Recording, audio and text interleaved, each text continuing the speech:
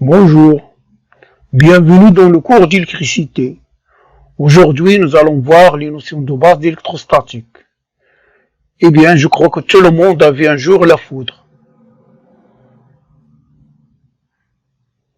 Et peut-être, il y en a qui se sont posé la question, c'est quoi la foudre? D'où provient-elle? Eh bien, sachez que la foudre est un phénomène naturel résultant de la décharge électrostatique liée aux forces électrostatiques se produisant dans l'atmosphère. Entre des régions chargées électriquement, ces régions chargées peuvent être du nuage ou du sol. Exemple de décharge électrique. Comme vous voyez sur la figure, on a deux régions, le nuage et le sol.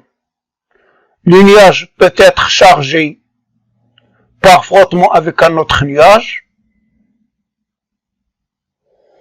On dit qu'il est électrisé lorsqu'il se charge en se frottant à un autre nuage. C'est une électrisation par frottement.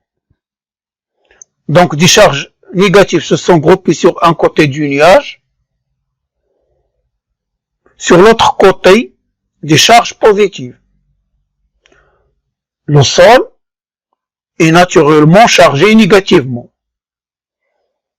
Maintenant, si la quantité des charges positives du nuage est importante, c'est-à-dire qu'on a beaucoup de charges positives à ce niveau-là, l'air entre le nuage et le sol peut s'ioniser et devenir conducteur.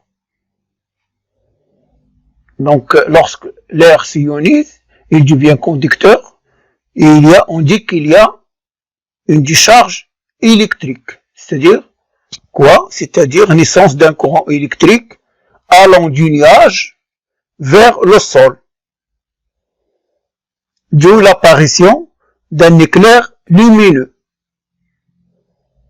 C'est ce qu'on voit dans le ciel au moment de la décharge électrique.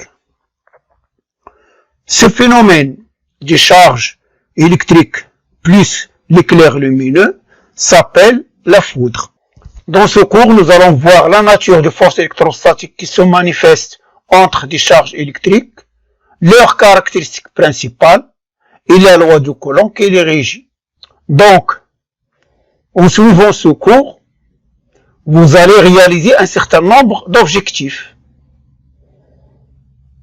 Vous serez en mesure de définir l'électrisation par frottement, distinguer les deux espèces d'électricité, distinguer une force électrostatique répulsive d'une force électrostatique attractive, énoncer la loi de Coulomb, faire le bilan des forces électrostatiques exercées sur une charge électrique, représenter les forces électrostatiques exercées sur une charge électrique, calculer les forces électrostatiques exercées sur des charges électriques dans le cas de deux charges de même signe et de signes opposés, et dans le cas de plusieurs charges.